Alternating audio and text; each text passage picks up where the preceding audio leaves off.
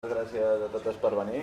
Ara ja estem a l'última xerrada del cicle de l'Escola de Formació Feminista. I aquesta, com ha comentat abans el company, serà entorn l'urbanisme feminista.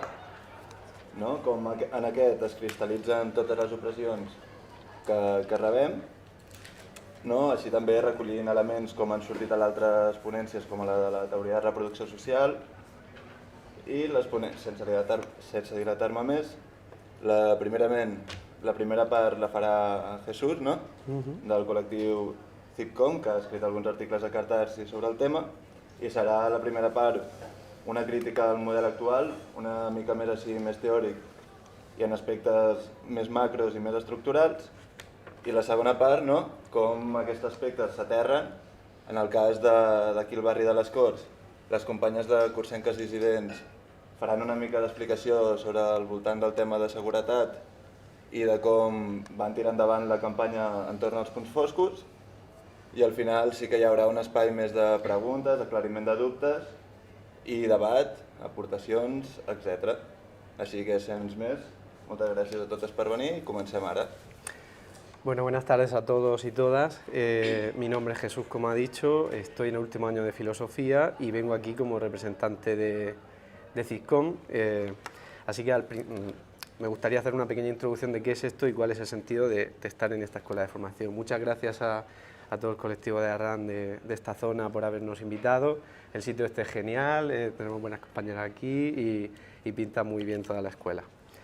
CIPCOM es algo así como un think tank, en el sentido en el que no tenemos carácter partidista ni sindical, no hay una conexión con la práctica cotidiana, pero hacemos algo y creemos que se ha dejado fuera del tintero del socialismo revolucionario, entendido en un sentido amplio, que incluye también a los anarquistas, que es la teorización de un socialismo que, en un sentido práctico, concreto, posrevolucionario quizás, que después de la caída de la Unión Soviética empezó a diluirse. Vemos ahora el filósofo Mark Fisher usa el concepto de realismo capitalista para referir esta naturalización que ha habido con el neoliberalismo del dinero, de la propiedad privada, de los mercados, y ahora hasta las propuestas de socialismo supuestamente más radicales pasan por algo así como un socialismo de mercado, con cierta añoranza de sitios como Yugoslavia y demás, o una especie de añoranza muy acrítica de lo que había en países como la Unión Soviética,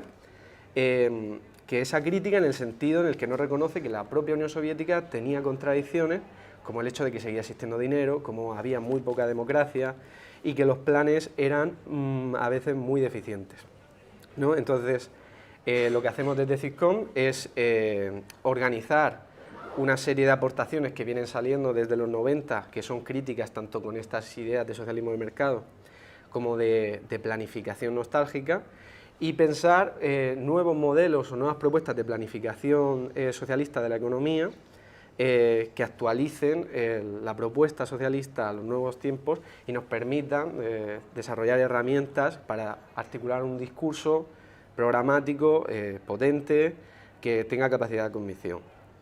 En este sentido, bueno, el nombre de CIPCOM viene de cibercomunismo. El ciber no es solo porque digamos que hay que usar ordenadores y suene como más estético y tal, sino que hay una reivindicación, aunque no voy a entrar casi nada aquí, de lo que se denomina cibernética, que es una serie de disciplinas que abarcan la teoría de la información, la teoría del control y demás. Pero bueno, ¿por qué esto cómo se liga con todo esto que estamos tratando en esta escuela? Bueno, hace poco publicamos un artículo en Catarsi Magazine, que estamos teniendo una colaboración genial con ellos, de hecho posiblemente terminemos publicando algo en Belaterra interesante, y el caso es que en este artículo planteábamos que dentro de esta nueva propuesta de planificación socialista de la economía se da un papel muy relevante al trabajo reproductivo, a lo que ahora se llama de cuidados, y por qué el feminismo marxista, socialista, anarquista de corte revolucionario podría enriquecerse de todos estos nuevos planteamientos de la planificación económica. Ahí abordamos un concepto que propuso una teórica estadounidense, Ellen Ester, que es parejo al de Mark Fisher, que es realismo doméstico. O sea, estamos en una época en la que la economía doméstica individualizada, en la que los padres de la familia nuclear o los criados, en el caso de la familia burguesa, está tan naturalizada que nadie plantea o nadie parece plantear cualquier otra cosa. ¿Vale? Entonces, mi exposición la voy a plantear de tal manera que abordo las críticas que se le pueden hacer al modelo de ciudad capitalista, porque la economía reproductiva individualizada está muy ligada al urbanismo tal y como se configura actualmente. Empezaré con la crítica más, entre comillas, superficial, aunque no lo es tanto, que se le puede hacer desde simplemente la izquierda, el progresismo en general. Después profundizaré en cómo podemos enfocar esto o cómo se ha ido enfocando desde el marxismo. Y luego pasaré a esbozar, aunque de manera muy abstracta, porque más bien como una recopilación de los debates que se dieron en torno a esto en el siglo XX, de qué sería algo así como una ciudad socialista, ¿no? Ahí haré un pequeño paréntesis para profundizar en lo que nosotros entendemos por socialismo y tal. Entonces, empiezo. ¿Qué es la ciudad hoy? ¿Qué críticas se le pueden hacer hoy a la ciudad progresista? Bueno, la manera que he tenido yo de estructurarlo, aunque esto en la práctica hay matices, es que a día de hoy predominan dos modelos de ciudad capitalista. Esto se configura así a partir del periodo de entreguerras, entre las dos guerras mundiales que hubo en el siglo pasado, y son básicamente el europeo, que se caracteriza por una centralización en torno a lo que era un enclave de recursos naturales o un antiguo centro comercial, y el americano, que hace una separación estricta entre lo que son los cordones industriales y los barrios residenciales que se llaman a veces ciudades dormitorio, ¿vale? El ejemplo de ciudad europea pues puede ser la misma Barcelona, Madrid y todo lo que ya conocemos aquí. En el caso de Estados Unidos a veces nos cuesta imaginarlo, pero son ciudades como Jacksonville o Phoenix, Arizona, que ahora explicaré un poco cómo funcionan. La crítica que se le puede plantear desde la izquierda, sin más, a estos modelos de ciudad, en el caso europeo, es que todo el entramado urbano está mercantilizado y por lo tanto las viviendas que hay en torno al centro tienen un precio muy encarecido, dando lugar a una desigualdad social expresada en el urbanismo muy marcada. Es decir, la gente que tiene recursos económicos puede vivir en torno al centro teniendo accesibilidad mucho más sencilla a los servicios que ahí se dan, y las clases trabajadoras tienen que recluirse a unos espacios más alejados del centro. En el caso de Estados Unidos, esto es algo que sorprende, yo mismo me sorprendí cuando empecé a investigar esto, directamente no tienen espacio público. O sea, está muy naturalizado que hagas largos trayectos de ir al trabajo y volver, y que el espacio público consista o en reducirse a la familia o a pseudocomunidades online. Estar en línea o viendo series y tal, y esto es bastante más común de lo que parece, no es caso de gente que sea especialmente solitaria y tal, no, ahí es una práctica normal, ¿vale? Paso a la segunda sección, que es la crítica que en concreto hace el marxismo a la ciudad, que un poco desvela qué hay detrás de estos modelos de ciudad que parecen desigualitarios, pero que en el fondo enraizan en algo más potente, ¿no? Hay una serie de aspectos comunes que están presentes en cualquier tipo de ciudad capitalista, que los he intentado resumir en tres. En primer lugar, hay una distribución mercantil de las construcciones, es decir, las viviendas y las industrias se construyen por parte de empresas independientes donde se puede, sin estar especialmente atentos a si eso satisface necesidades en un sentido pleno de la población, sino más bien si pueden hacer negocio con eso, ¿no? Y yo creo que nadie negará que esto lo dicen explícitamente, ¿no? El punto de este tipo de disposiciones de las construcciones es que deja al coche privado como único medio de transporte factible o viable para este tipo de ciudades, porque al estar tan arbitrariamente dispuestas, la única manera de acceder a ellas con mediana facilidad es hacer carreteras y microcarreteras a las que la gente se desplaza en coche. En segundo lugar, esto es algo clásico en el marxismo que se menciona muchas veces pero tampoco se termina de entender, es una escisión acentuada con el mundo rural que es especialmente perjudicial para este último. El mundo rural viene a ser algo así como la periferia de la periferia. Si la gente, las clases trabajadoras que viven en ciudades europeas ya están alejados de los centros, la gente que vive en el campo está el triple o el cuádruple o más, abocados a trabajos especialmente mal pagados, con condiciones muy insalubres, y además esto se decanta también en algo muy curioso que nosotros también tenemos naturalizado, pero que es muy antiintuitivo, que es que tenemos una serie de campos dedicados al monocultivo de exportación, y luego en las ciudades tenemos acceso a alimentos de importación que vienen con largos trayectos y de manera deteriorada. Esto perjudica tanto al campo, que los monocultivos, esto si queréis nos metemos, pero básicamente dañan la fertilidad del suelo, una burrada hasta puntos problemáticos. Y en el caso de las ciudades, eso, alimentación de mala calidad y luego falta de salud, ruido, contaminación, etcétera. El campo-ciudad, además, esta decisión se puede observar tanto a nivel nacional, entre diferentes regiones de un mismo estado, pero también a nivel internacional, expresada a través del imperialismo. Hay países que vienen a ser algo así como graneros del mundo, el caso de Ucrania ha dado ahora para alguna disputa que otra, y crea una serie de relaciones que se amplían a escala nacional. La última característica propia del urbanismo capitalista, que es quizás lo que más vayamos a explayarnos, es la individualización o capitalización de la economía reproductiva, que no de las células vivenciales individuales, o sea, de las habitaciones y tal. Esto es algo que hay que recalcar, en el periodo entre guerras y en particular tras la Segunda Guerra Mundial, hay una serie de políticas por parte de los estados europeos para fomentar la propiedad de viviendas individuales por parte de los trabajadores. Esto es una diferencia importante con respecto a lo que había antes. Quizás esto no se sabe, esto es quizás una manera de verlo sencilla, es en novelas que había en el siglo XIX o principios del siglo XX, como puedan ser Germinal o Las uvas de la ira. Antes los trabajadores no tenían casa propia, vivían en propiedades que eran propiedad del empleador, de una manera muy precaria, muy hacinados, y eso era. ¿Cuál es la diferencia que empieza a establecerse con esta introducción de la propiedad de la vivienda? Esto en Estados Unidos se impulsa a través en el 1931, por algo que se llama Hoover Commission, y en el caso de Franco hay una frase que es muy característica: quiero un país de propietarios y no de proletarios, ¿vale?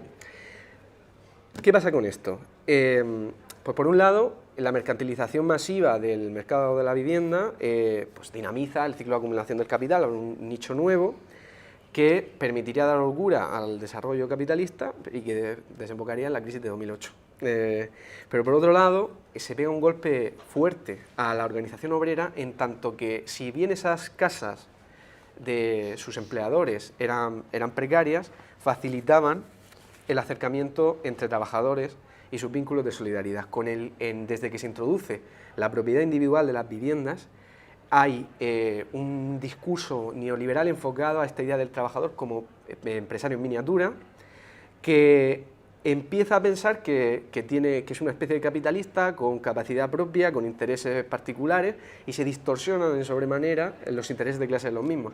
Esto, un caso dramático, es lo que se conoce como Home Owners Association, en el caso de Estados Unidos, donde puedes encontrar trabajadores organizándose con sus vecinos para echar del barrio a gente racializada, a gente del colectivo LGTB, con bastante facilidad. En definitiva, entonces, ¿qué caracteriza, y esto es lo que cerraría esta otra sección, al urbanismo capitalista? Pues es una expresión de lo que Marx denominó la ley básica de todo lo que se juega aquí, que es la ley del valor, ¿no? El capitalismo, para seguir reproduciendo, necesita abrir nuevos mercados que den trabajo a la gente y que permita seguir reproduciéndose. Y el mercado de la vivienda y el urbanismo ha sido expresión de esto y de las diferentes necesidades del capital. Siguiente apartado, ¿cómo afecta esto particularmente a las mujeres?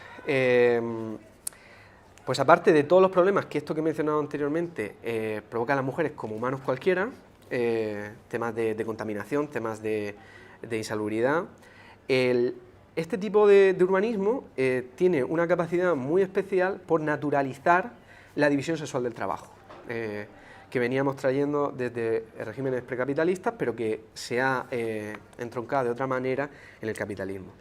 Esto se manifiesta sobre todo en dos cuestiones. Por un lado, las dobles jornadas. Con la Segunda Guerra Mundial, las mujeres entran a las fábricas de manera masiva. Se desnaturaliza así su rol en la vivienda.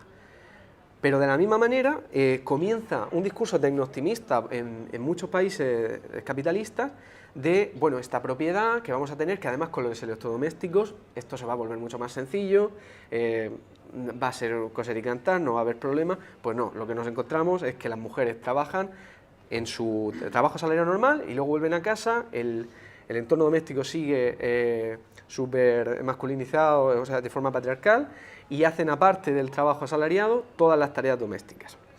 Esto, por cierto, no es algo exclusivo de las sociedades capitalistas, sino que en la Unión Soviética y en China, sobre todo a partir del Código Civil de Stalin y con la China de Deng Xiaoping, se da exactamente igual. Hay unas instituciones de apoyo que protegen, pero que lo mantienen y lo encubren estas dobles jornadas de manera marcada.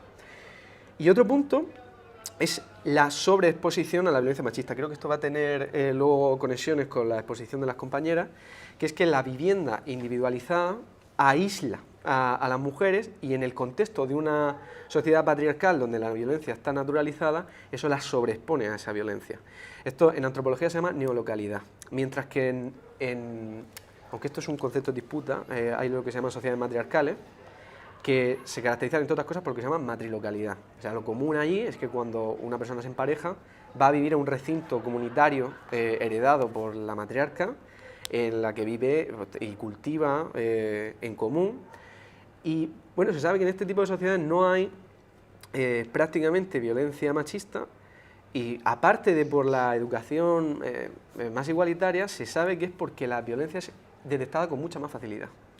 O sea, hay un entorno comunitario de comunicación constante y no es tan fácil encubrir ese tipo de maltrato. Eso no significa que no tengan problemas los matriarcados ni que sean el ejemplo en sí, pero es algo real que existió y que ejemplifica cómo esta individualización de la economía reproductiva hace daño.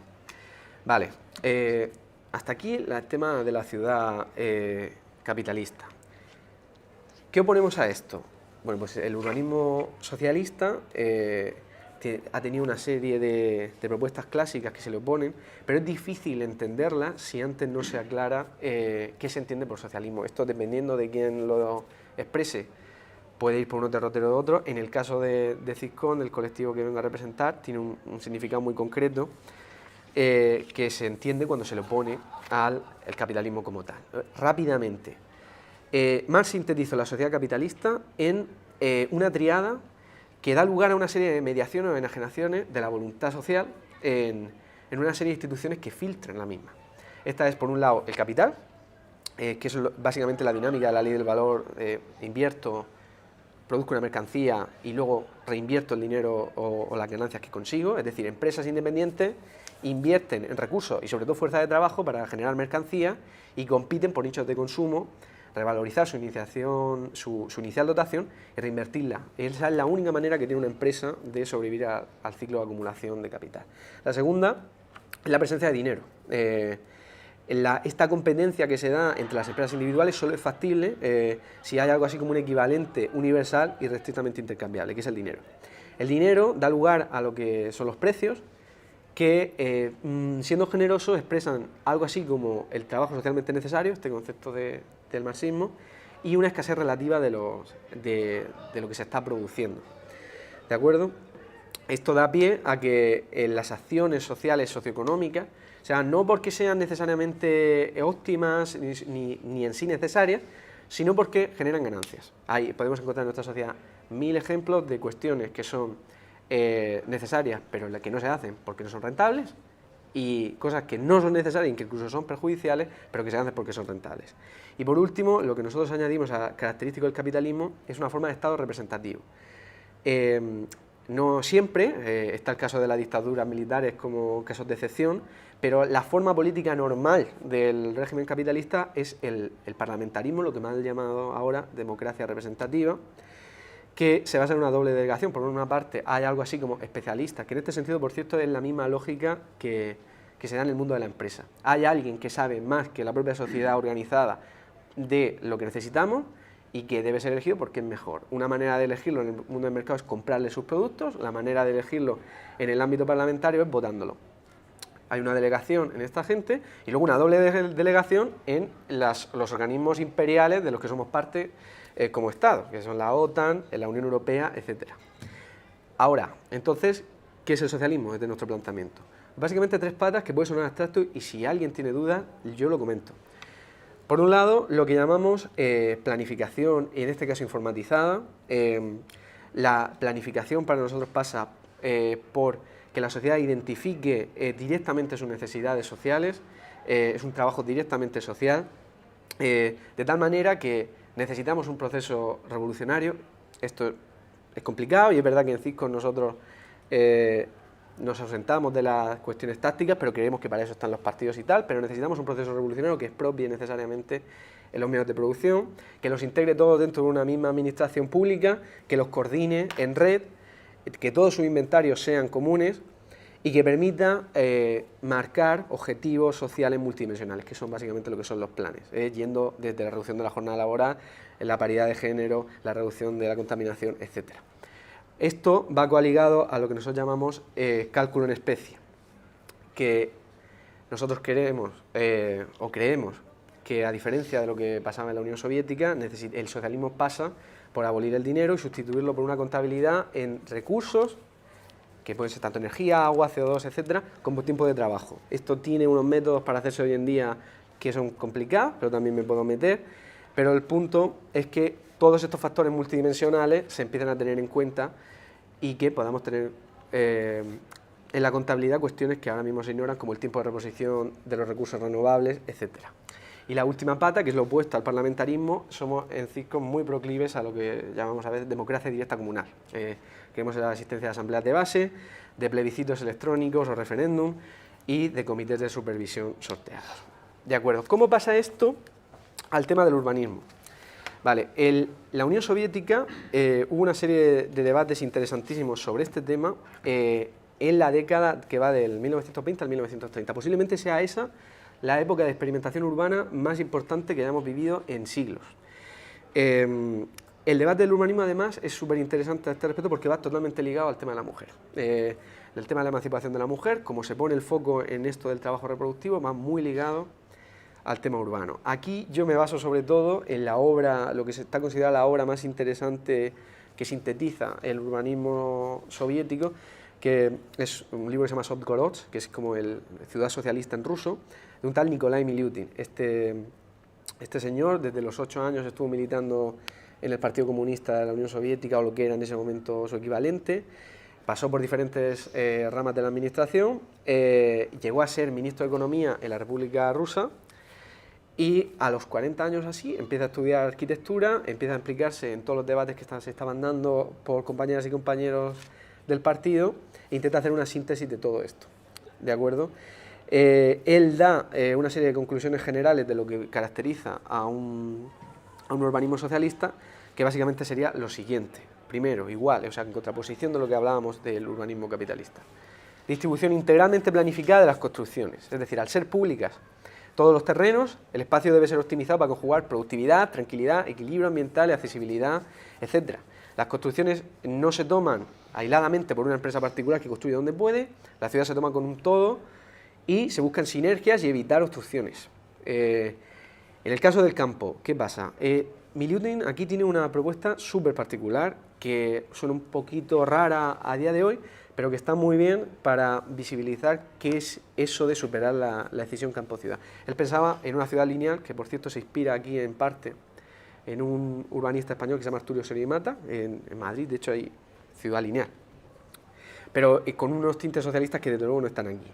Él piensa en 5 franjas que caracterizarían la ciudad socialista, una franja de transporte que sobre todo se basaría en los trenes, una franja que sería el cordón industrial que facilitaría la conexión con ese transporte y optimizaría los gastos de movilización, un cordón verde gigante que aísle las residencias del ruido y la contaminación de las fábricas, un cordón residencial y luego el campo, de tal manera que permita que la población tenga un acceso rápido a los diferentes servicios y también a una producción de alimentos de proximidad.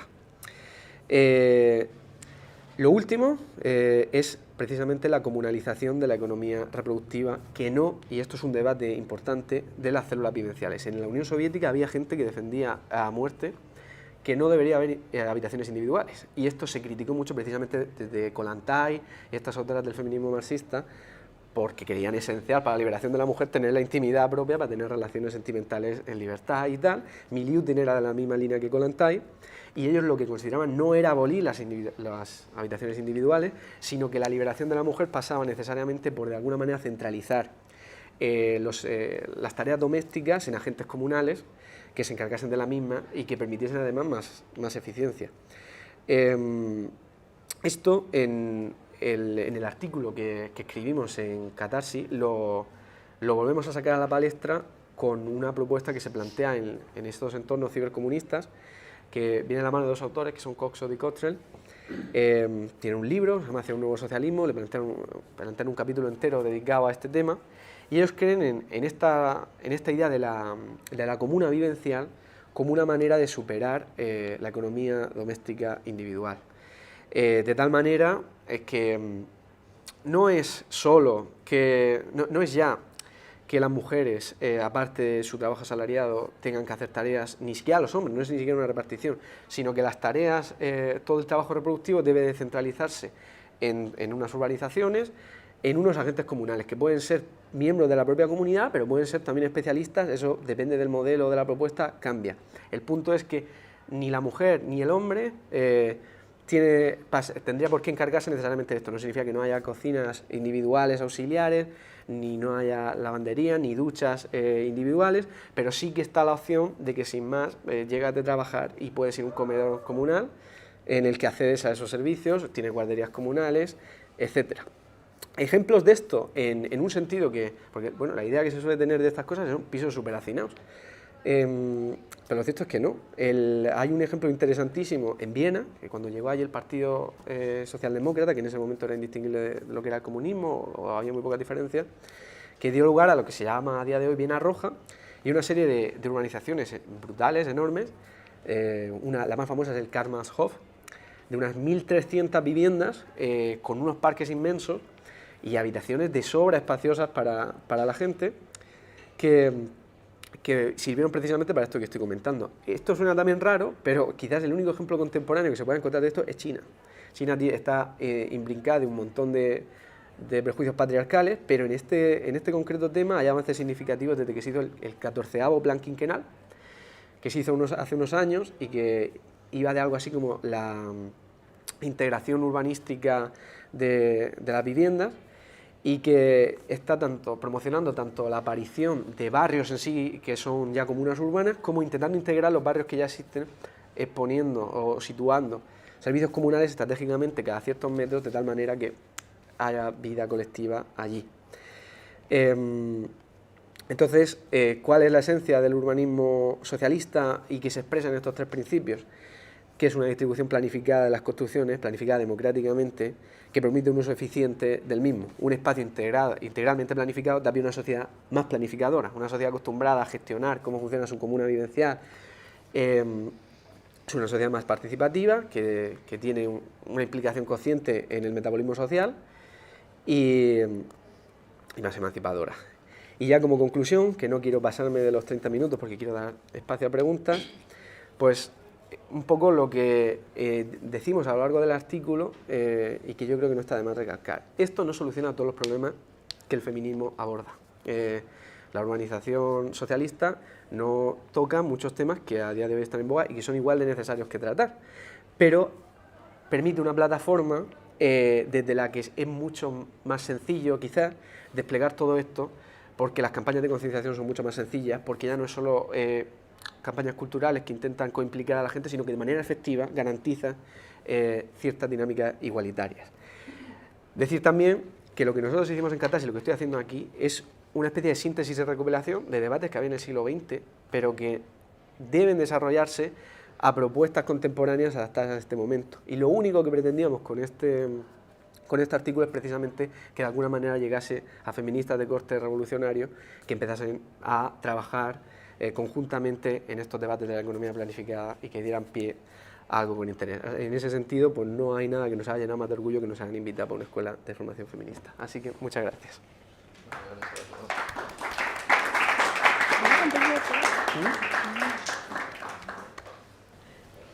Vale, pues nosaltres som la Mayalena i l'Ester, som de Cursenques Dissidents, l'Assemblea Feminista del barri de les Corts, i moltes gràcies, Jesús, ha sigut superinteressant. I la nostra intervenció sí que serà de caràcter una mica més pràctic o partint de l'experiència. Em sent bé? Vale. Això, que no tindrà aquest caràcter tan teòric ni...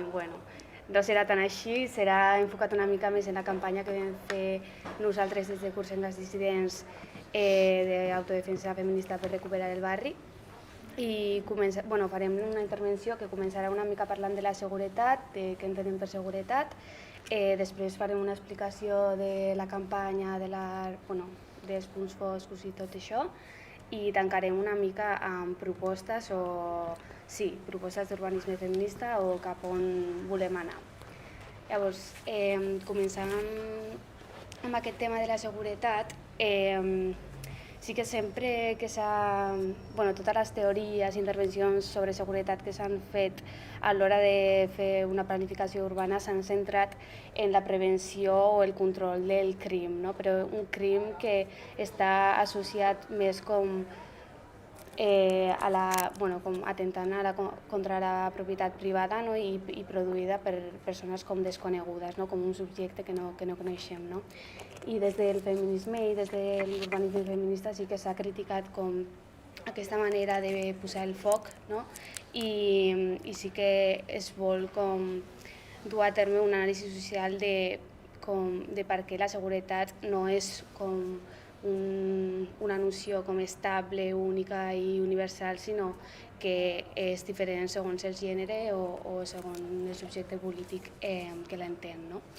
I llavors, com veiem aquesta dicotomia entre la concepció universal de la seguretat i la que nosaltres hem analitzat com fent aquest treball al barri amb les veïnes. I llavors, com això, la percepció de la seguretat i al mateix temps de la por com estaria condicionat pel tipus de violència que una persona, segons el seu gènere, el sexe, l'origen o la raça o el que sigui, com pugui patir. I això, com des de l'urbanisme feminista sí que s'han desenvolupat tota una sèrie de metodologies com per fer un diagnòstic d'aquesta percepció de la seguretat. I nosaltres vam dur a terme una que són els mapes perceptius que serveixen com agafar un mapa del barri o del territori o del que vulguis analitzar i llavors com s'assenyalen tant els punts físics i socials que les veïnes com puguin gaudir o facin ús d'aquests punts, però també els punts que no donen com aquesta seguretat ni aquesta autonomia i que no es transiten per por o perquè no estan com dissenyats perquè puguin ser utilitzats.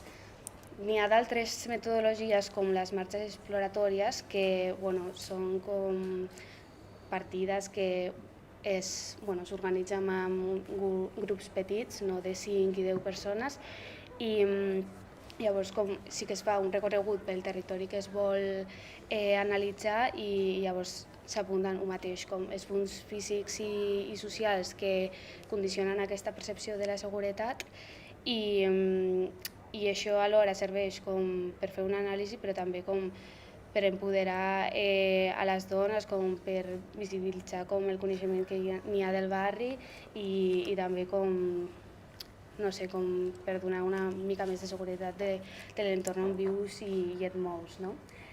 I n'hi ha d'altres metodologies com els tallers sobre vida quotidiana i seguretat, que això sí que està més enfocat com al dia a dia i com sí que es parteix d'una reflexió individual de les persones, com reflexionar sobre el barri on vius, què et fa sentir segura, què no et fa sentir segura, per què no, tal, i després com sí que es configura com un espai més col·lectiu i s'intenta com prioritzar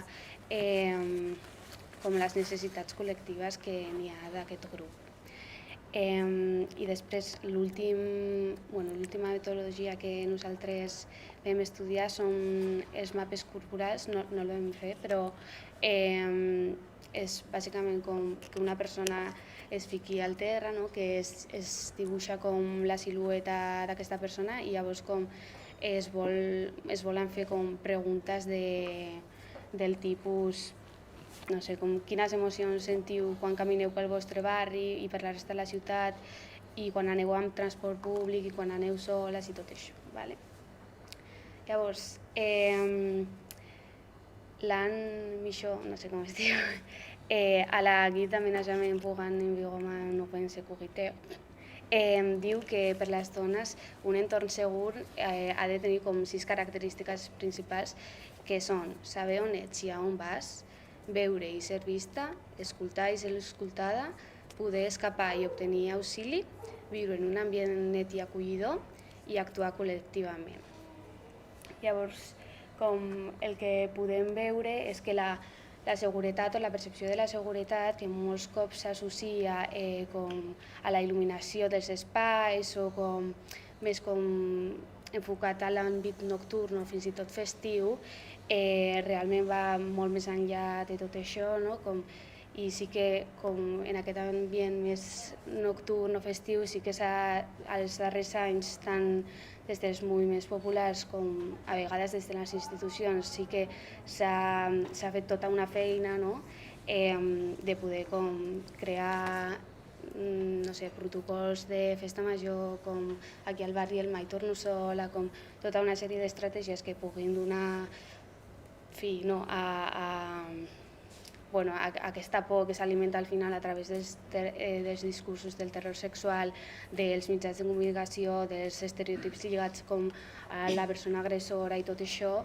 Sí que el que hem vist que l'urbanisme feminista va molt més enllà que això i encara queda molta feina a fer perquè els nostres barris siguin segurs durant tot el dia i durant tot l'any.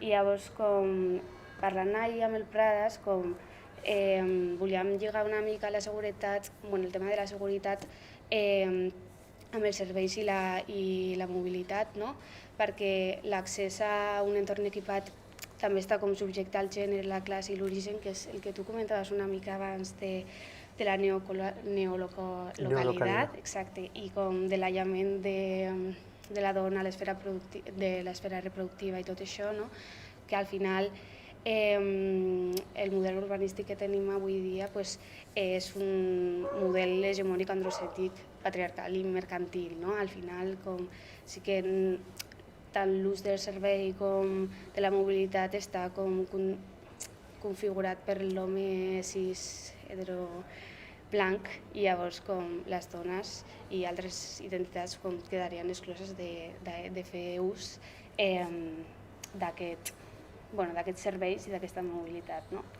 Llavors, des de l'urbanisme feminista, no només es vol analitzar les característiques físiques de l'entorn urbà on ens movem, sinó també que es vol estudiar una mica la gestió del temps, el contingut i l'ús d'aquests espais, anar una mica més enllà, que no és només la forma, sinó tot el que hi ha al darrere i qui ho utilitza i tot això. Llavors, l'aposta que fa l'urbanisme feminista és de transformació de la ciutat, de les seves relacions, dels seus espais, de les prioritats que n'hi ha en ella i dels usos que els hi donem. I nosaltres hem agafat molta de la informació d'un col·lectiu que es diu Punt 6, que és superinteressant i té moltes coses realment molt guais, i elles diuen que els equipaments i els serveis han de recolzar-se i reconèixer l'experiència quotidiana i donar suport a l'esfera reproductiva personal i comunitària. I llavors, el que deies tu, que han de respondre a les necessitats físiques i socials, individuals i comunitàries de les veïnes o de les habitants del territori, i llavors s'ha de fer una planificació que no sigui jeràrquica, que estigui distribuïda de manera igualitària i que pugui acollir diversos usos, això també ho comentaves. I això, ara anem a parlar una mica de l'explicació de la campanya que vam fer aquí, al barri. Ens situem el 7 de març de 2021. Les dones del barri, és a dir, cursenques dissidents, juntament amb el comitè del 8 de març, en el marc del 8 de març vam organitzar un cafè feminista, que és una dinàmica així de xerrameca informal, on dues companyes s'informen sobre un tema, i aquell any el tema va ser l'urbanisme feminista. I com ha dit la Mayalen, a través d'uns mapes perceptius del barri de les Corts, vam, amb més de 60 dones, posar-nos d'acord i assenyalar quins eren els punts del barri que vam anomenar punts foscos, que ens generaven inseguretat, que ens feien por, per què, i vam estar com una mica des de l'experiència. Al final, la por és subjectiva, com ha dit la Mayalen, i és igual d'important que la por real que pots sentir en aquest cas. Aleshores, a través d'aquests mapes perceptius, el que vam fer va ser assenyalar aquests punts i vam trobar quines eren les coses que ens feien por. Poca lluminària, que no hi hagués vida, que no... O sigui, per un tema més físic, que és el que dèiem abans, tant com per un tema social. També estava assenyalat, per exemple, el Camp Nou, que en si no és que l'estructura fes por, que no estigués poc il·luminat, sinó tot el que es podia generar els dies de partit, homes, beguts, o sigui, com tot el component social que passa aquells dies. Aleshores, arran d'aquest cafè vam adonar-nos que era molt necessari generar una xarxa d'autodefensa feminista al barri i és on vam començar la campanya. Aquesta campanya es va donar amb l'inici del canal de Telegram, que és un canal de Telegram que no sé si moltes coneixereu, perquè va sortir a la tele, on informàvem, era així, va sortir a la tele, on de manera autogestionada, era evidentment no mixt, informàvem de quan estàvem tornant soles a casa, per on estàvem, si hi havia alguna cosa que ens fes por, o si simplement si hi havia un tio seguint-nos perquè s'havien donat casos d'això, i que entre nosaltres, mitjançant el suport mutu, ens poguéssim donar recolzament. I coincidíem que moltes vegades només amb un missatge ja la por i aquesta percepció de la por de la que parlàvem es reduïa moltíssim. Saber que hi havia una desperta que podia baixar en qualsevol moment, doncs tot això ho feia, canviava aquesta por. Llavors, en aquest cafè feminista del barri vam detectar que el districte de les Corts esdevé un espai centrat a la vida productiva, com molts altres, que sembla que és un barri així, no sé, així com familiar i segur, però al final a la nit no hi ha vida, tornar sola a casa moltes vegades és un infern i segons per on passi el grau de por és molt elevat. La baixa taxa de criminalitat i de violència tipificada per la llei que es dona al districte de les Corts exclou la percepció de por i seguretat, que és essencial per abordar la seguretat des d'una perspectiva feminista. El que deia abans, s'ha de donar el mateix valor a la percepció de la por a la violència que a la violència en si mateixa. No passa res, no hi ha violacions pel carrer, doncs ja està, però és que el rato que passamos és malíssimo.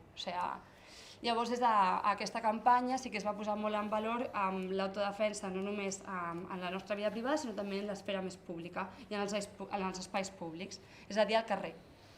Aquests objectius de campanya eren varis, donar a conèixer el terme d'autodefensa feminista, que vam adonar-nos que no hi havia una definició concreta, ja que es dona de manera diversa i en molts espais i en molts àmbits, i construir entre totes aquesta definició més col·lectiva que pogués englobar tots els espais. Compartir vivències i experiències en un espai segur i crear estratègies individuals i col·lectives d'autodefensa, tant física com emocional. Això. Aleshores, què vam fer després de fer aquests mapes perceptius i d'assenyalar aquests punts foscos, què vam fer amb tot això? Doncs vam formar-nos de manera interna en urbanisme feminista i vam conèixer de quina manera es fa una anàlisi urbanística en perspectiva feminista i quins són els elements que ens fan tenir menys por.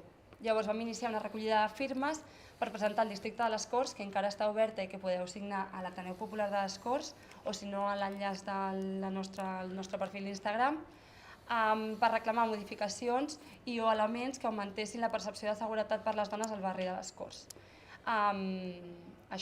Aquesta campanya el que pretén, o aquest procés, el que pretén és millorar la qualitat de vida de les dones del barri de les Corts i també com a màxim seria extrapolar-ho a tots els barris de la ciutat.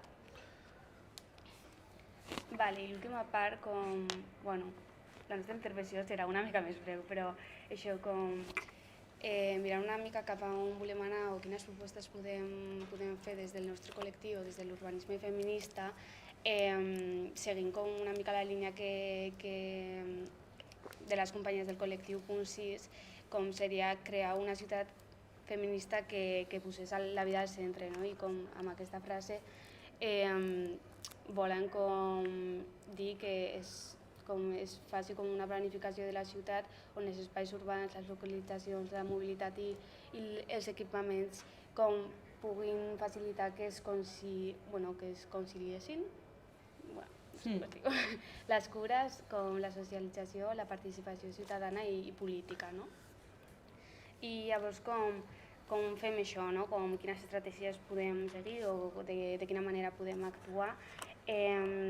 Doncs elles com identifiquen 6 estratègies o 6 característiques com bàsiques per crear aquesta ciutat feminista i bueno, això es podria aplicar a diferents graus de territori, no? Com de l'habitatge, de l'edifici i de l'entorn.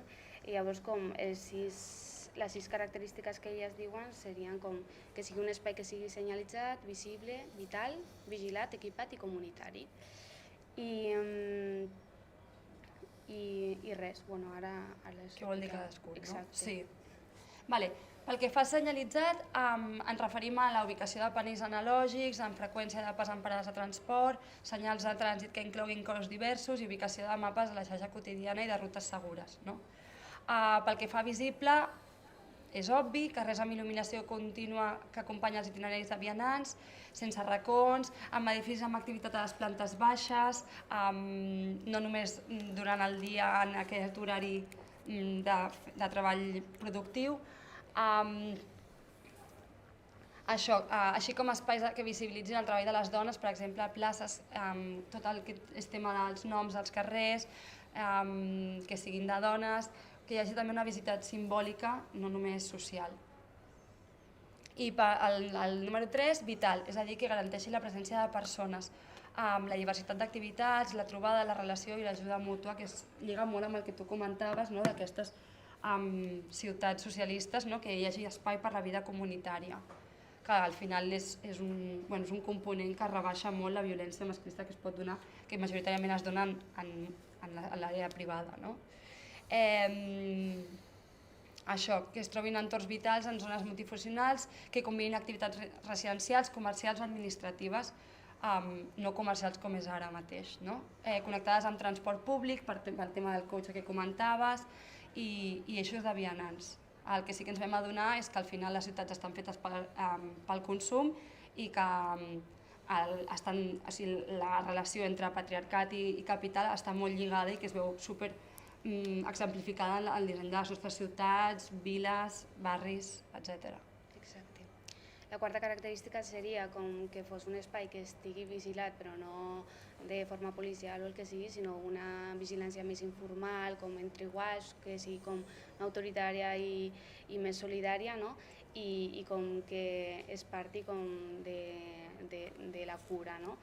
I, no sé, per exemple, deien com que en una mateixa plaça hi hagi com gent de diverses edats i com que que la plaça pugui estar transitada i utilitzada per diferents persones simultàniament i amb diferents usos i diferents activitats. Després hauria de ser un espai que fos equipat, no? Com amb bancs perquè la gent pugui seure i pugui, no sé, parlar entre les veïnes, com amb arbres que donin ombra i que estiguis bé a l'estiu, no sé, com que tot estigui una mica ben il·luminat, com que no hi hagi obstacles ni res, com que els nens puguin jugar en el parc, no ho sé, com això, que no estigui tot enfocat ni al consum ni això. I per l'últim, en l'últim lloc seria com que fos un espai comunitari, no? i que sigui un espai que sí que afavoreixi com aquesta apropiació del sentiment de pertinença del territori on vius i que reforci com la cohesió social i la participació comunitària en aquest territori. I això és tot.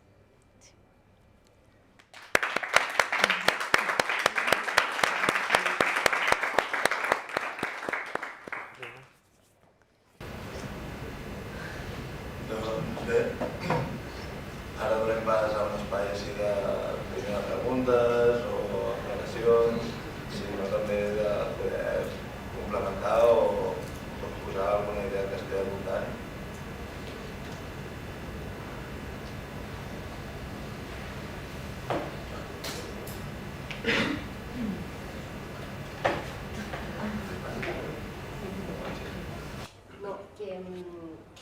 M'ha semblat superinteressant i que crec que realment ara en els últims temps estem posant-li un nom, o sigui, un adjectiu a l'urbanisme feminista, però a mi m'agradaria dir-li directament urbanisme correcte, perquè diguem-li que com en molts dels sentits, o sigui, evidentment va encarat a fer una societat col·lectiva més respectuosa entre tots els membres que hi viuen i no fomentant les desigualtats com hem vingut visquent.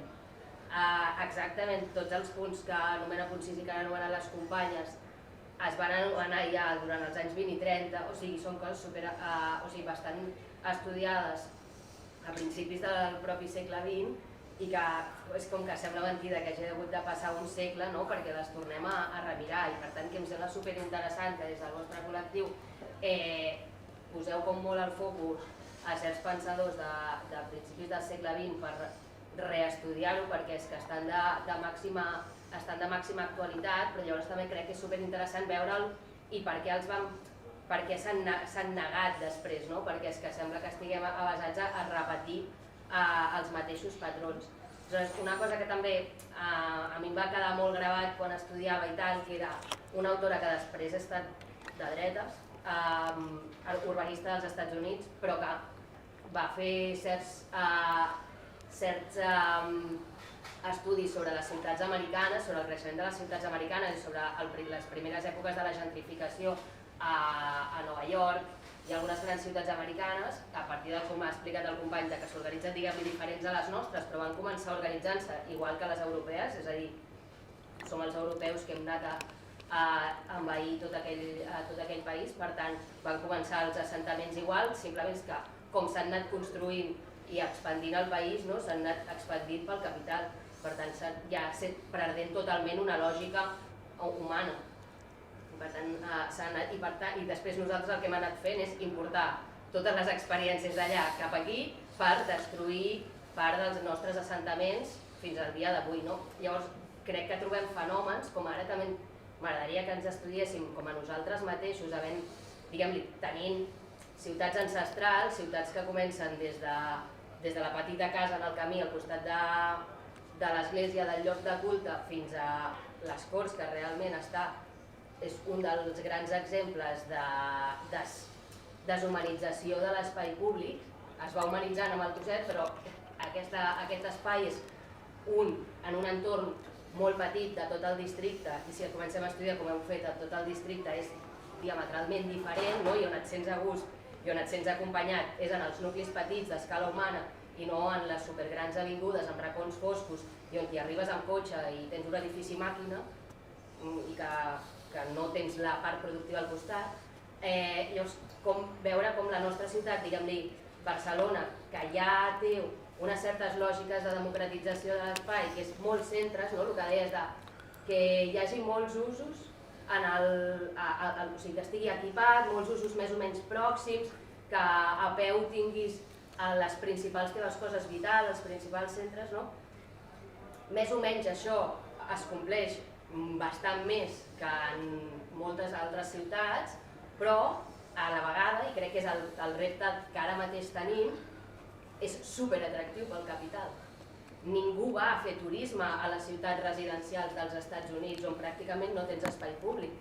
Tothom ve a fer turisme en els nuclis habitables, més confortables de la nostra ciutat. És d'on extreuen més diners al capital i és d'on nosaltres estem sortint perquè hi vingui algú altre. O sigui, si ens anem fixant en el nostre barri, on s'estan llogant o venent més locals en planta baixa o en planta entresòl, que al final és el més contacte amb el carrer, és en llocs justament més lluny dels cercles més habitats i que acaben despoblant-se més, que acaben sent llocs més insegurs. Llavors, per això m'agradaria com poder debatre el fet aquest de com estem apostant per aquests 6 punts, però que al final aquests 6 punts són els més llaminers pel capital, que llavors sembla que els estiguis com posant en bandeja, o quins són els frens que s'han de posar a certs plans, com ara és, per exemple, el de la superilla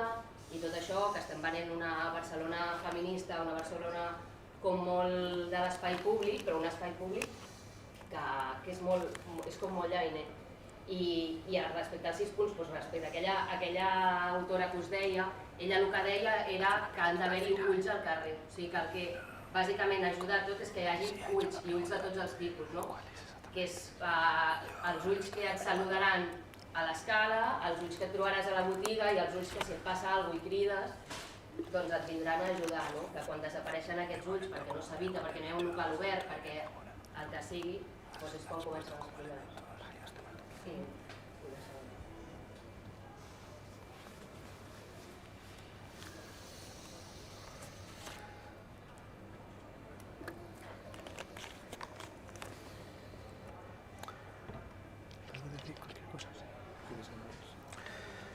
Nada, que muchísimas gracias por la intervención a ti también. Lo que dices es tal cual, o sea, estos debates se lleva diciendo y destacando este tipo de problemas desde el siglo XX. Entonces, ¿qué pasa? Si se está teorizando todo el rato y cosas como las que dicen las compañeras.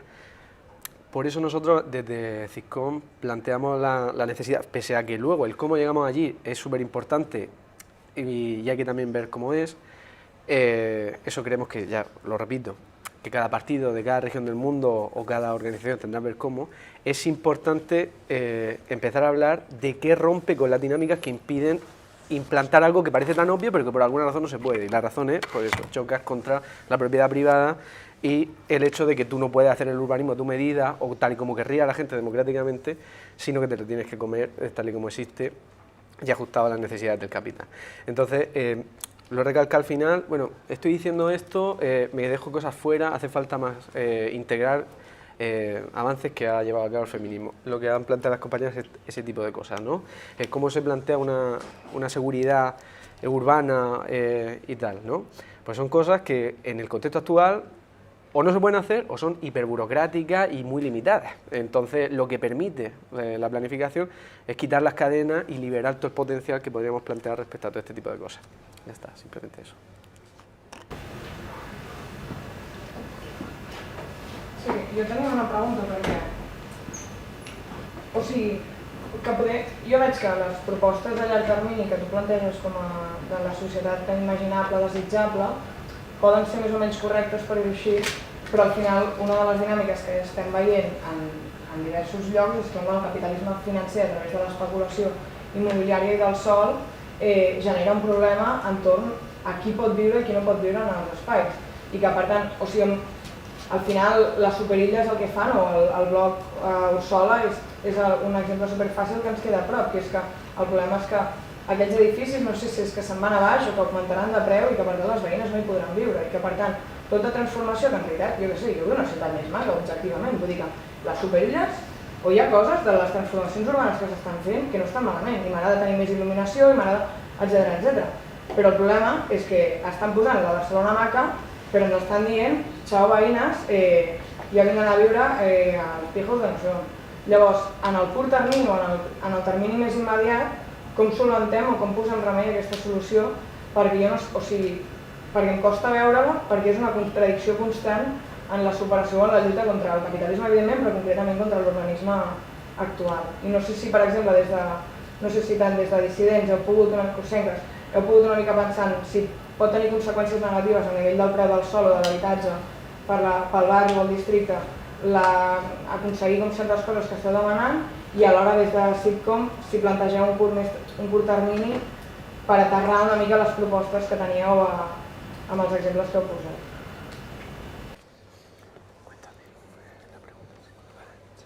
Un poco que con las mejoras que planteáis desde el urbanismo ahora, si se aplican estas dos cosas, el precio del suelo va a subir exponencialmente y al fin y al cabo las vecinas y la gente que ahora vive ahí se va a ver desplazada, porque la mayoría son de alquiler, como en un término corto això se pot solventar. Nosaltres, o sigui, com cursenques dissidents, no ens hem plantejat aquest dubte ni de com aquestes demandes de volem que ens poseu un mirall aquí, perquè al final les demandes que estem fent són superconcretes, un mirall aquí o una llum aquí, després això pot encarir en general el preu del sòl o de l'habitatge en el barri de les Corts, que ja és de per si un barri molt car, amb una renda per llar molt elevada, 28.000 euros, comparada amb el Raval, per exemple, que són 12.000, la renda disponible per llar.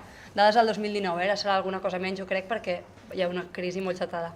Però no hem pensat de quina manera això afectarà el preu de l'habitatge i del sòl. El que sí que creiem que, o sigui, bueno, nosaltres, ara, aquí, la Mayaleri i jo, que no són dos lluites que has d'escollir, no? En plan, pots estar lluitant per l'habitatge, per uns preus adequats als nostres sous i tot això, i al final per un habitatge digne i una vivència digna en l'espai públic. O sigui, no considerem que sigui una lluita a escollir.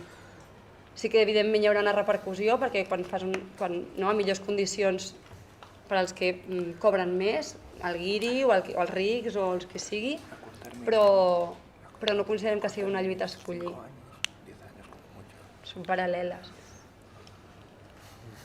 Esperem. Vale, pues paso yo. Creo que la pregunta la has planteado en el periodo pre-revolución y antes de que hayamos conquistado el poder obrero y tal, o no sé si es en los años contiguos, inmediatamente posteriores. Claro, si te refieres a lo que viene después, o sea, el discurso que planteamos respecto a la abolición del dinero, la propiedad privada y tal, en principio es que no habría alquileres. O sea, hay los entramados que estarían se tienen que aprovechar, de alguna manera haciéndolos más comunitarios, como tal está haciendo ahora China y tal, poniendo servicios comunitarios y tal, pero por otro lado, precisamente la superación de la división campo-ciudad pasa por dispersar la población. O sea, no compensa o no es óptimo que tengamos centros macro enormes, sino que lo que tenemos que tener son minicentros dispersos por todo el territorio que permitan que haya vivienda accesible, que por cierto con todo este entramado urbano se optimiza mucho el espacio, no son casas tan... O sea, sí, permite espacio individual y tal, pero al centralizar los servicios comunales evitas ciertas cosas, pero que eso pasa por esto, por construcción masiva de casas por el territorio, integrándolo con el mundo rural. Si te refieres a pre, es que o sea, nosotros no entramos tanto en eso en el colectivo, entonces te puedo dar una respuesta más o menos individual. Todo lo que se puede hacer de cooperativas de vivienda y tal, pues es bien recibido, pero tiene unas limitaciones estructurales que no se pueden rebasar. O sea, podemos construir en territorios que no estén todavía hechos, pues, bloques o parques de viviendas comunales subvencionadas, porque no hay otra manera de que eso se gestione si no es así, y poco más, pero muy limitado, porque toda la acción que se hace dentro del Estado burgués y la economía de mercado, tú para hacer cualquier proyecto público necesitas estar en un ciclo de acumulación del capital en el que estemos en alza y que puedas cobrar impuestos y hacer proyectos como ese, que fue lo que pasó en Viena en su momento. Pero si no, no se puede. Por eso, o sea, lo que nosotros planteamos en algún sentido es más pesimista, creemos que tenemos que ya aprender de que el rango de acción se nos limita y vamos a un precipicio, que es la crisis climática, social y tal, y por otro lado intentamos dar luz a través de, bueno, se puede hacer las cosas de otra manera, teóricamente se han hecho y se pueden mejorar, pero mientras tanto habrá problemas. Eso sería.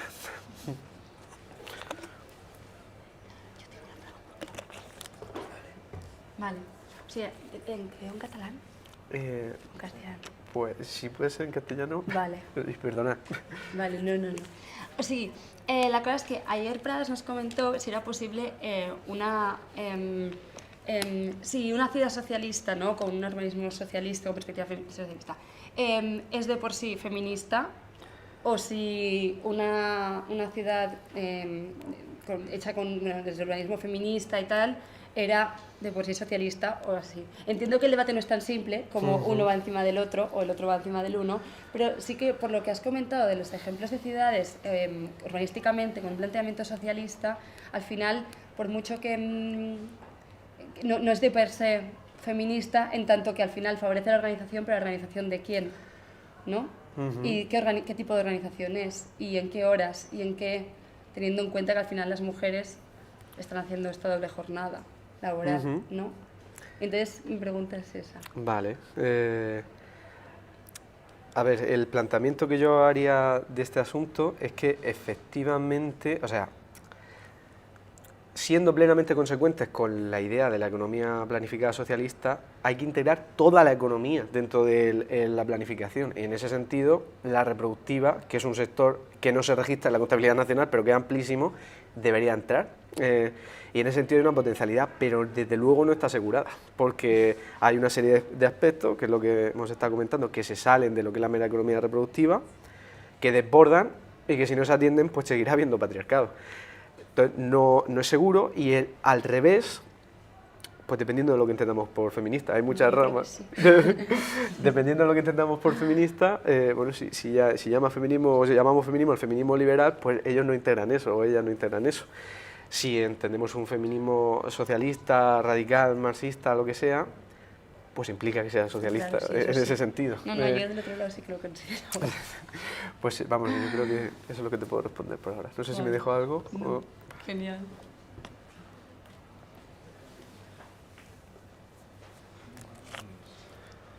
Hi hauria alguna última pregunta? Sí? Em sembla molt interessant xerrades i aportacions també. Jo tenia el dubte d'un tema que quan escoltava, dic, hòstia, m'interessaria escoltar l'opinió de les meves companyes de com el teletreball condiciona tant a la crítica urbanista purament quan al principi he començat criticant el model urbanista dels Estats Units com el teletreball a nivell més social econòmic influeix en aquest anàlisi. I també com la possibilitat del teletreball també s'agrega a les dones en funció de la seva nivell de renta o el seu perfil socioeconòmic. M'interessa, no sé, escoltar dintre que és el món d'avui dia com això pot afectar els parlaments o els arguments que volen comentar. Dime. Perdona. No. Que como un trabajo puede afectar a esta organización o a esta agrupación, o como el teletrabajo también afecta a la planificación económica y social, y como también a poderse juntar con otros. No sé hasta qué punto se entiende, es un poco, no sé si me he expresado bien, hasta qué punto el teletrabajo irrumpe o condiciona esta visión de la colectividad, movilidad, de la organización del trabajo, cuando realmente parece que los más privilegiados son los que menos dependen de la movilidad, de hecho. Total. Y ya ni siquiera se cumple el hecho de que los ricos están en el centro de las ciudades y la periferia está populada por... Pero la misma pregunta, o sea, ¿estás hablando del teletrabajo pre-revolución o post-revolución? ¿Pre? Bueno, ¿cómo condiciona, digamos, esta crítica a las ciudades contemporáneas? Porque... Bueno, jo crec que primer hem de fer una observació de qui fa el teletreball, quines tasques es poden fer teletreballant i com crec que és una cosa important, al final les tasques de cures totalment feminitzades no es poden fer teletreballant, sovint el teletreball són feines que requereixen d'uns nivells alts d'estudis, masculinitzades, vull dir, com crec que és una observació necessària com pel plantejament inicial. Nosaltres, des de l'urbanisme feminista, també s'entén que el treball no seria l'únic lloc on... O sigui, hi ha també com una reestructuració de la feina productiva, no? I per tant, hi ha un món ideal on les ciutats estan plantejades en perspectiva feminista, també entra que el treball no és l'únic lloc pel qual et desplaces, no treballem tant, no és l'única part d'aquesta organització i, evidentment, no és la realitat actual. O sigui, actualment el treball productiu abarca mínim 40 hores setmanals i el teletreball de per se aïlla i és contrari a l'organització de la classe treballadora. Aleshores, no sé, és una mica la meva opinió. O sigui, no desacursenques, No tengo muy claro qué decirte. Si es que el tener o no opción a tener un teletrabajo, en algunos casos es un privilegio, en otros no, es que tampoco depende de ti ni de lo que podamos hacer nosotros dentro del capitalismo. Sin más, la fuerza de trabajo entra donde puede o intenta venderse donde puede, y mientras que sea así, es que se come todos los malos estructurales. O sea, sabía, no sé decirte mucho más. ¿Vale?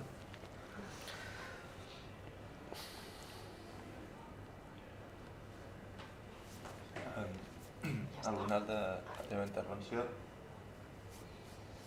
Doncs jo sí que em vull fer un parell de preguntes. Vale, però ràpid, que porten moltes hores aquesta gent. Sí, són cortetes. Tenéis que ir. No, pero que lleva mucho rato y van a pensar por la manera. La primera entorn al que es podria concebre com a espai públic, tot i que aquest continuï excloent a molts sectors, la dualitat d'espai públic, espai d'home i dones, espai íntim o espai privat, casa, i com es pot trencar aquesta dualitat. I també, per altra banda, sobretot potser en una ofensiva propagandística, com quan ens imaginem urbanisme soviètic o socialista, ens imaginem grans blocs grisos, monocromàtics, tot exactament igual. O sigui, no hi ha hagut experiències com Txecoslovàquia o altres llocs que hi ha hagut debats ideològics i conceptuals molt bèsties entorn d'això, no com aquí ens ha arribat una visió totalment distorsionada de què és aquest model, també amb la caiguda de la URSS i el bloc oriental, la poca destinació de recursos per part de les institucions que han afavorit aquest estigma. Bueno, Perdón, me estaba contando. empiezo por lo último que has planteado y lo demás o lo repetimos o lo planteamos de otra manera.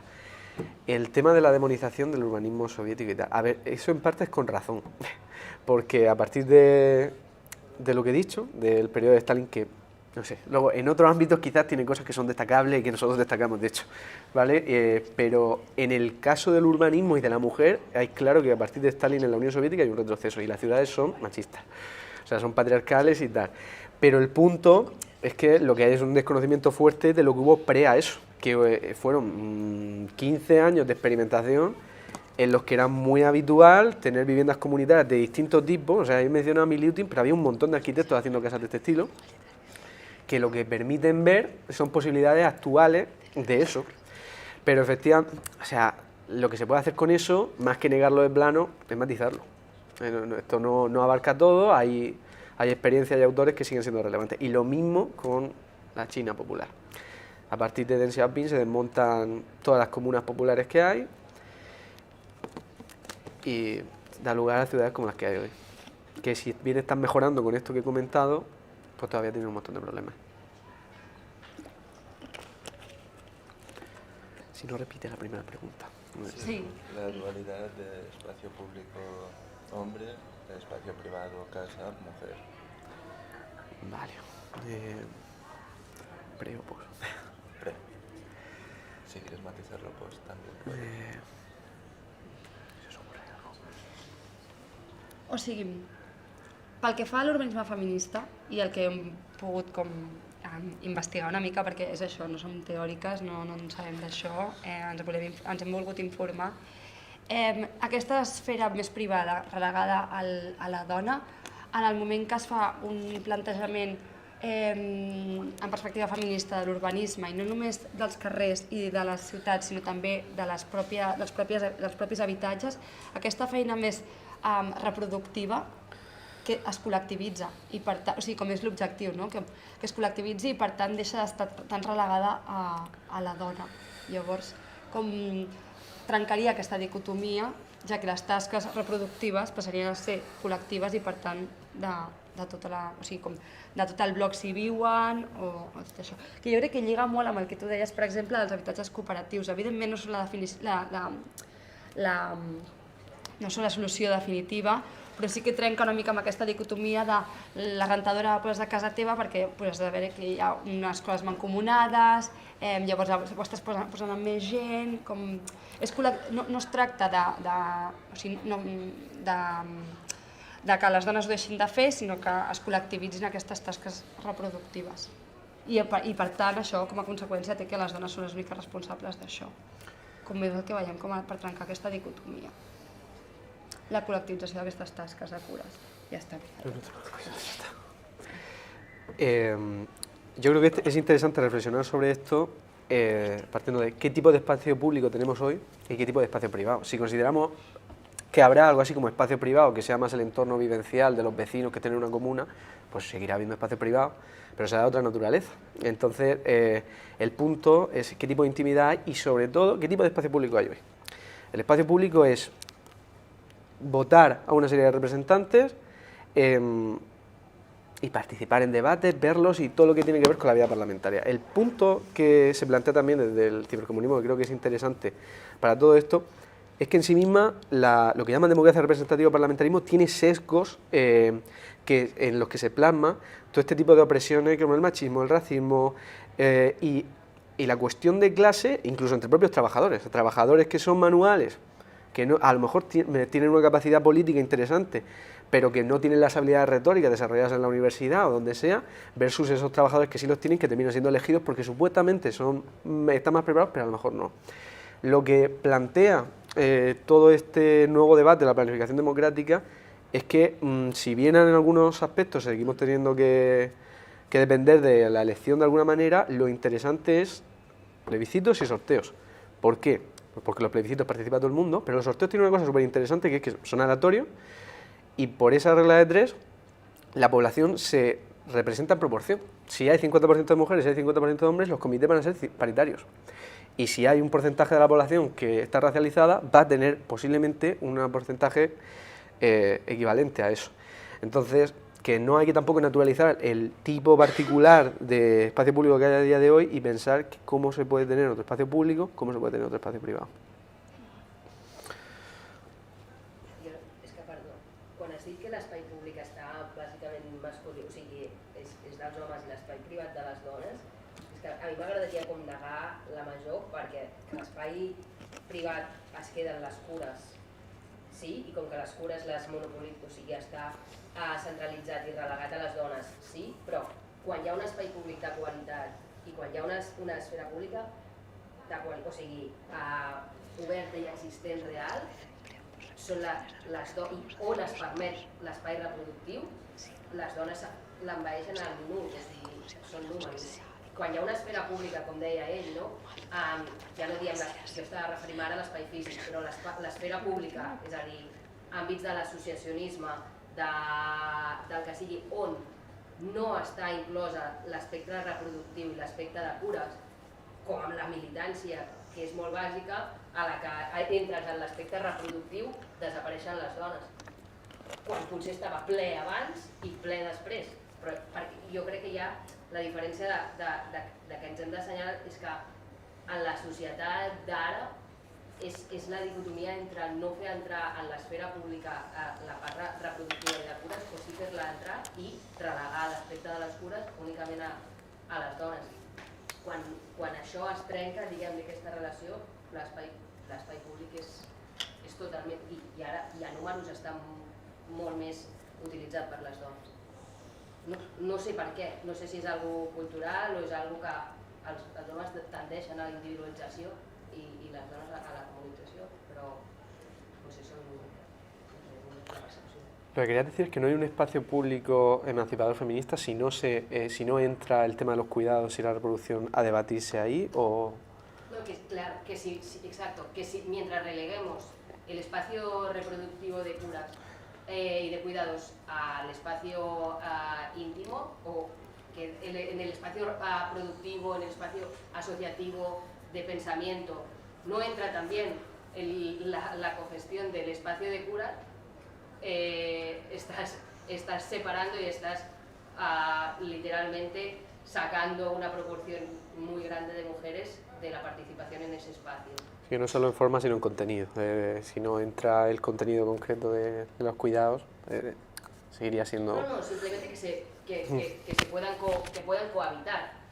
No es que se dediquen este espacio a la parte de reproducción o curas, sino que pueda cohabitar. Que tú puedes estar haciendo una cosa y la otra a la vez. En los espacios donde esto no se puede es donde se relega y desaparece la mujer del espacio público o de la esfera pública. Y cuando se permite es cuando aparecen. Compatibilizar la participación de la mujer en política al mismo tiempo que los cuidados. Bueno, es que es como súper con números. A partir de una cierta edad reproductiva, Sí. ¿no? En nuestras sociedades cada vez más tarde, toda la época reproductiva, las mujeres desaparecen de casi toda la esfera pública, social, política, asociación, tercer actor, o sea, y no desaparecen de la parte productiva porque el capital es donde gana dinero, pero si no también. Bueno, solo es eso. Sí, no desaparece en el caso de las que tienen pasta porque se pagan ahí sus criadas y tal, pero en el caso de representantes, obreras, pues no. Sí, tal cual. Eso es tal cual. No sé. Vale. Doncs ho podem deixar aquí. Podem continuar ara, anem a obrir l'Ateneu, aquest debat que estan tenint, els podem tenir a l'Ateneu ara. També allà darrere hi ha una mica de merchandising lliure sobre el tema i tal, que potser poden interessar. Així que, primer de tot, moltes gràcies a totes per haver vingut, moltes gràcies a les ponents per la magnífica xerrada que ens heu ofert, així que un aplaudiment.